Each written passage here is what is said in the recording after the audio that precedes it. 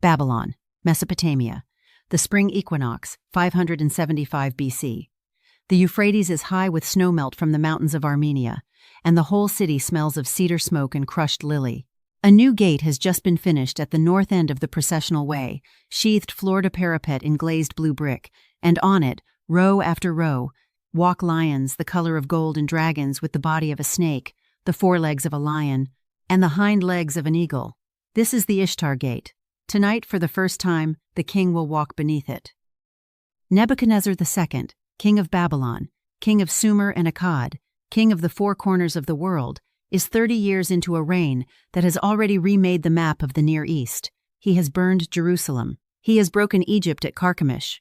He has built, out of mud brick and imported cedar and glazed tile, the single richest city on earth. Tonight he processes down the Aibur Shapu, the processional way, toward the Temple of Marduk, past 60 lions on each side rendered in yellow and white against a field of lapis blue, toward a ziggurat that some later storytellers will call the Tower of Babel.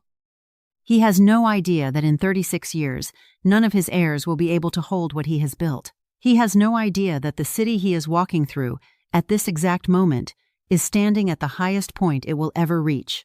I'm Julian, and today we're reconstructing Babylon at the absolute height of its power, the gardens, the gate, the ziggurat that scraped the sky, and then we're going to find out how an empire this rich, this fortified, this seemingly eternal, changed hands without a single recorded battle. Babylon did not begin with Nebuchadnezzar. The city on the Euphrates had existed for well over 1,000 years before he was born, most famously under Hammurabi in the 18th century BC, the king whose law code an eye for an eye, carved onto a stone stele nearly 7 feet tall, still gets taught in law schools today. But by the time Nebuchadnezzar's father, Nabopolassar, seized the Babylonian throne in 626 BC, the city had spent centuries as a subject province, taxed and garrisoned by the Assyrian Empire from the north. Nabopolassar changed that. In alliance with the Medes, he broke Assyrian power at Nineveh in 612 BC and again at Haran, and by the time he died in 605 BC, Babylon was no longer a province. It was the capital of an empire in its own right, the Neo-Babylonian Empire, sometimes called the Chaldean Empire, after the tribal dynasty that founded it. His son inherited a kingdom already at war, and finished the job before he was even crowned. That son is the man walking beneath the Ishtar Gate tonight. Nebuchadnezzar was still crown prince, commanding his father's armies in the field, when he crushed the last serious Egyptian challenge to Babylonian power at the Battle of Carchemish in 605 BC, a battle so decisive the prophet Jeremiah wrote about it in real time, describing Pharaoh Necho's army fleeing swifter than eagles. Nabopolassar died weeks later. Nebuchadnezzar rushed home to claim the throne before anyone else could, and then spent the next 4 decades building the city he'd inherited into something the ancient world had never quite seen. Before we walk further into the city, a quick word for the people who make these reconstructions possible. This channel runs on the support of its members and patrons, the people funding the research, the historical consultants, and the render time that goes into rebuilding a lost world brick by brick. If you want to see your name in the credits, the link is below. Now, back to Babylon. Picture this. You're a merchant from Tyre, 3 days off the caravan road, walking into Babylon for the first time in your life. You enter through outer fortifications that Greek writers a century later will describe as an engineering feat bordering on the impossible walls thick enough, Herodotus claims, for a 4-horse chariot to turn around on top of them. Modern archaeology can't confirm his numbers. The Greek historian likely never set foot in the city himself, and was almost certainly relaying second-hand exaggeration.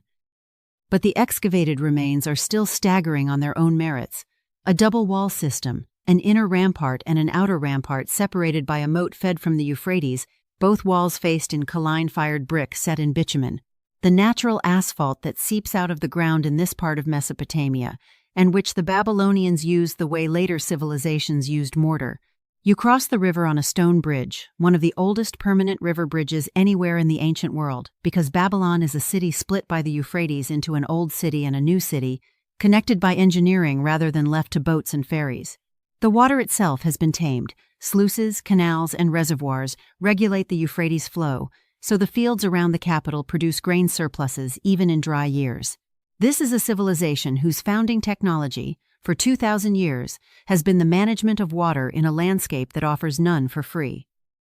Now you're on the Processional Way, and this is where the city stops being merely large and starts being designed to overwhelm you.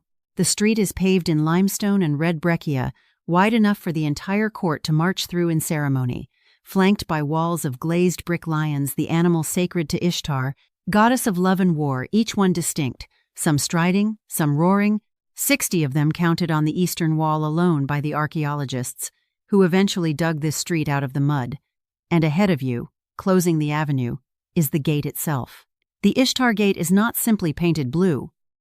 It is built from bricks individually glazed and fired, then assembled like a three-dimensional mosaic, so the animals stand out from the wall in low relief, around 575 of them across the gate, and its facing walls by modern counts.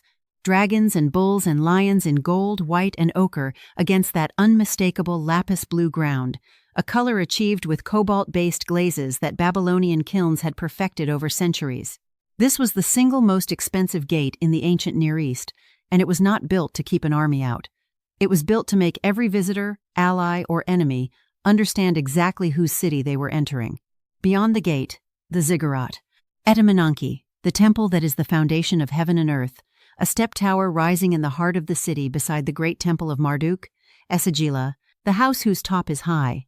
The base, by the surviving foundation measurements, runs close to 90 meters on each side, and ancient texts describe 7 receding stages climbing toward a shrine at the summit, faced in glazed blue brick to mirror the gate below it. Centuries later, when the Hebrew Bible's Book of Genesis describes a tower built at Babel, reaching toward heaven, and a language confused by God to stop its builders, most scholars now believe the story drew directly on travelers' accounts of this exact structure. Whether the tower ever truly stood as tall as later legend claimed is a separate question. The base survives, the height is inferred, and historians are honest that this is reconstruction, not photography. And then there's the garden that made this city famous to people who never set foot in Mesopotamia at all. Ancient writers, Greek ones, all writing generations after Nebuchadnezzar died, describe a garden built in tiers, rising like a mountain in the middle of the flat Mesopotamian plain, irrigated by a chain pump lifting Euphrates water up through the levels so that trees and vines could grow at heights that should have been impossible. The story attached to it is romantic. Nebuchadnezzar built it for a wife, Amytis, a Median princess homesick for the wooded hills of her homeland, so he gave her mountains made of stone and imported soil. It's one of the most beloved images in ancient history. Here's the honest problem. Not a single Babylonian record from Nebuchadnezzar's own reign, and this was a king obsessive about documenting his building projects, mentions a hanging garden at all. No archaeological trace of the structure has been confirmed at the Babylon site itself. The Oxford historian Stephanie Daly has argued, using cuneiform sources, that the garden Greek writers were actually describing was real, but built a century earlier, at Nineveh, by the Assyrian king Sennacherib, and the story simply migrated to the more famous city in the retelling. Other scholars still place it at Babylon and argue the physical evidence simply hasn't survived 4,000 years of a shifting river.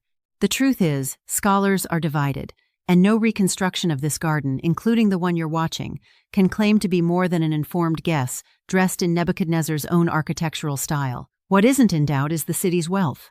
Cuneiform ration tablets excavated from the palace archives list court staff being paid in oil and grain, including, remarkably, entries for a captive Judean king, Jehoiachin, and his sons, kept alive on the royal payroll decades after their kingdom fell.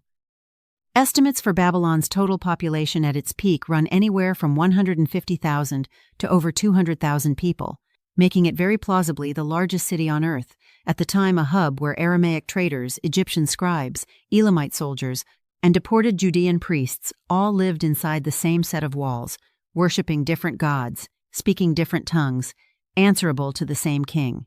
Picture this now. You're a scribe, one of hundreds trained in Babylon's temple schools, and your workday looks nothing like a merchant's.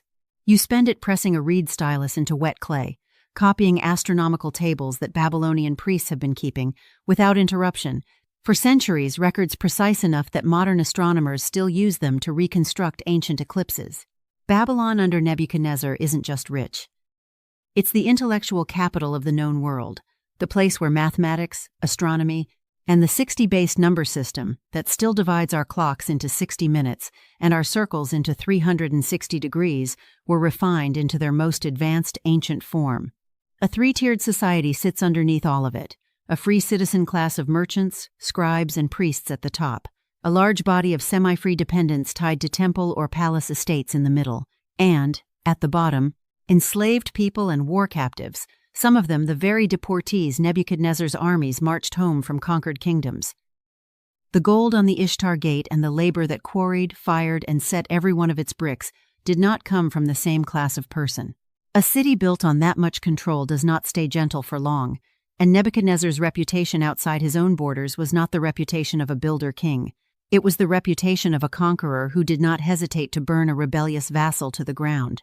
In 597 BC, after the kingdom of Judah stopped paying tribute, Nebuchadnezzar's army besieged Jerusalem, deposed its king, and deported thousands of its elite, the first wave of what the Bible calls the Babylonian captivity.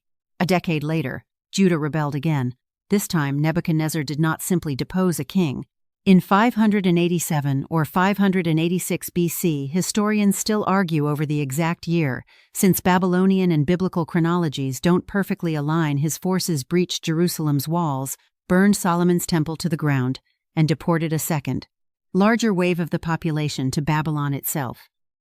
It is one of the most consequential military campaigns in ancient history, not because of Babylon's own fate, but because it scattered a people whose religious response to that exile, the writing, editing, and preservation of Hebrew scripture during the Babylonian captivity, would go on to shape three of the world's major religions. That's the paradox, sitting at the center of this whole story. The same king who built the most beautiful gate in the ancient world was the king who, in the same decades, burned another people's holiest building to its foundations. Grandeur and brutality, in Nebuchadnezzar's Babylon, are not opposites. They are the same imperial machine, pointed in two directions. The Bible preserves one more story about this king, and historians treat it very differently from his military campaigns. The book of Daniel describes Nebuchadnezzar struck with a 7-year madness driven from his throne, living like an animal in the fields, eating grass, his hair grown long as eagle feathers, until his sanity is restored and he acknowledges a power greater than his own. No Babylonian record, and Nebuchadnezzar's scribes recorded almost everything mentions any interruption to his 43-year reign. Most historians read the story as later theological reflection rather than court record, a way of arguing that even the most powerful king on earth answers to something above him. Whatever it isn't eyewitness history, and a rigorous reconstruction has to say so plainly. Nebuchadnezzar died in 562 BC, in his own bed, in the city he'd spent 43 years turning into the wonder of the ancient world. He almost certainly believed he was leaving behind something permanent. He was wrong, and the empire didn't even need an invading army to prove it.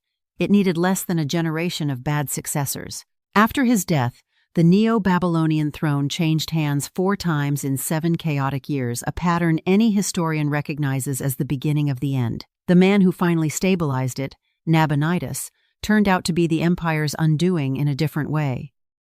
Nabonidus was a religious reformer, obsessed with the moon god, Sin, over Marduk, Babylon's own patron deity, and he spent years away from the capital entirely, based at a remote oasis in Arabia, leaving his son Belshazzar as regent in a city whose priesthood he had personally alienated.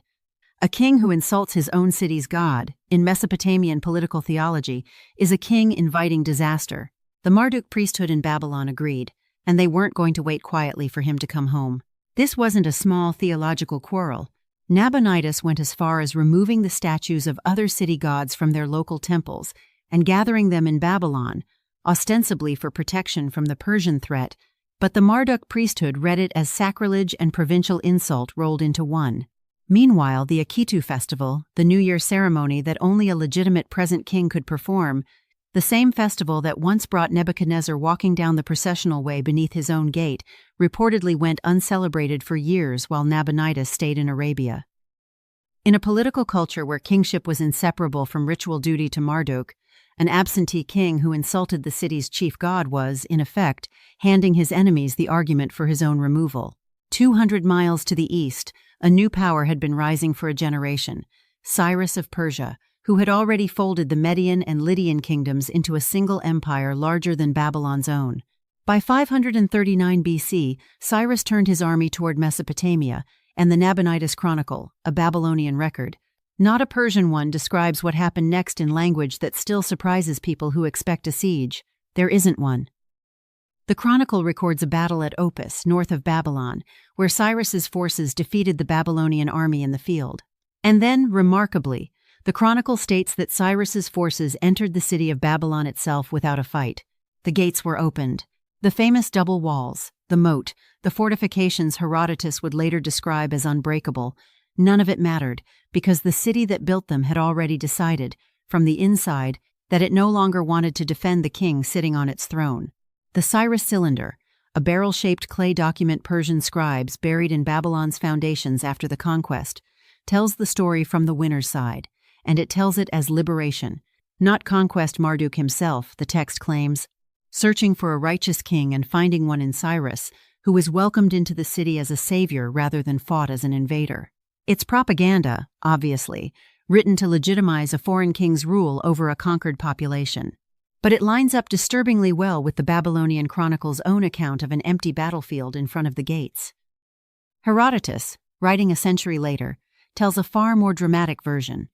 Persian engineers diverting the Euphrates to lower the river and let soldiers wade in under the walls during a royal feast, the same night. In his account, that a disembodied hand wrote a doom prophecy on the palace wall in front of Belshazzar himself. It's one of the most famous scenes in the Bible's Book of Daniel. Most historians read it as later legend layered onto a bloodless political transfer of power, not a record of what actually happened that night. The uncomfortable truth for a would-be dramatic ending is that the greatest empire in the Near East may have changed hands with barely a drop of blood spilled at its own capital. That is the real catastrophe of Babylon, and it isn't fire or flood or a wall breached by force. It's a slower kind of ending, a city too big, too rich, and too well defended to be taken by an enemy army, undone instead by its own king's contempt for the god its people believed had built the place in the first place. Nebuchadnezzar spent 4 decades proving that no wall was thick enough to need testing. Nabonidus proved in a single generation that a wall means nothing if the people behind it have already opened the gate. Babylon did not disappear the day Cyrus walked in. Under Persian rule, it remained one of the empire's great administrative capitals for 2 centuries, and when Alexander the Great finally shattered Persian power at Gaugamela in 331 BC, he marched into the same Ishtar Gate Nebuchadnezzar had walked through 2.5 centuries earlier, and reportedly planned to make Babylon the capital of his own new empire. He never got the chance. In 323 BC, Alexander died in Babylon's royal palace, likely from fever, possibly from illness contracted during a final round of feasting. In a bed inside the same walls Nebuchadnezzar had raised, one empire builder's ending folded into another's beginning, 400 meters from where the Hanging Gardens, real or legendary, once stood. After Alexander's empire fractured among his generals, Babylon's slow decline began in earnest. His successor, Seleucus, founded a new capital, Seleucia, upriver on the Tigris, and systematically drew Babylon's population and administration away from the old city. By the 1st century AD, Greek and Roman travelers describe Babylon as largely abandoned, its temples crumbling, its famous walls reduced to rubble, scavenged for building material by locals who no longer remembered or cared whose city this had been. The Euphrates itself, over centuries, shifted its course, leaving parts of the old city buried under silt rather than sand. By the time Islamic geographers wrote about the region 1,000 years later, Babylon was a name attached to ruins, not a functioning city.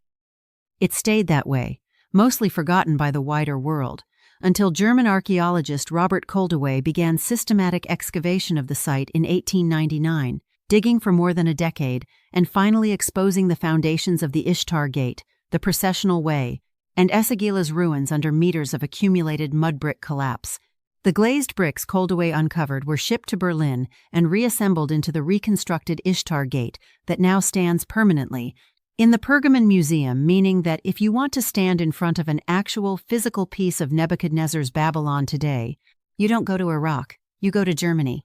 What's left on the actual site, near the modern Iraqi city of Hilla, is foundations, rubble, and a controversial partial reconstruction ordered by Saddam Hussein in the 1980s, who rebuilt sections of palace walls using modern bricks stamped with his own name in open imitation of Nebuchadnezzar's ancient practice of inscribing his own name into every brick he laid, an unmistakable echo, whether intentional or not, of the same instinct for permanence that built this city in the first place. The ruins were further damaged when the site was used as a military base during the 2003 Iraq War, heavy vehicles compacting archaeological layers that had survived 25 centuries. In 2019, UNESCO finally listed Babylon as a World Heritage Site, formal recognition of a place that had shaped 3 continents' worth of religion, law, and legend long before that recognition arrived. Here is what 4 decades of Nebuchadnezzar's ambition actually bought him. Not permanence, no dynasty, no wall, no glazed gate survives contact with a single generation of bad successors. What survived instead was the story. The Hanging Gardens, real or borrowed from another king's city, still top lists of the ancient world's wonders 25 centuries later. The tower at Etemenanke still echoes every time someone tells the story of Babel. The exiled scribes who wept by Babylon's rivers, according to Psalm 137, produced a body of religious literature that outlasted the empire that scattered them by 2,500 years and counting. Fire consumes brick and bitumen. It does not consume a story that people keep choosing to retell. Stand on that same stretch of riverbank today, and there's very little left to see: low mud brick walls, a scatter of foundation stones, a modern reconstructed gate that isn't the real one, because the real one is 8,000 kilometers away in a museum in Berlin. The empire that Nebuchadnezzar spent 43 years assembling collapsed within a generation of his death, and the city he was so certain would stand forever now survives mostly as a name in a museum wing, in a psalm, in a bedtime story about a garden nobody has ever definitively found. There are many more lost civilizations to explore. Which city should I reconstruct next? Tell me in the comments.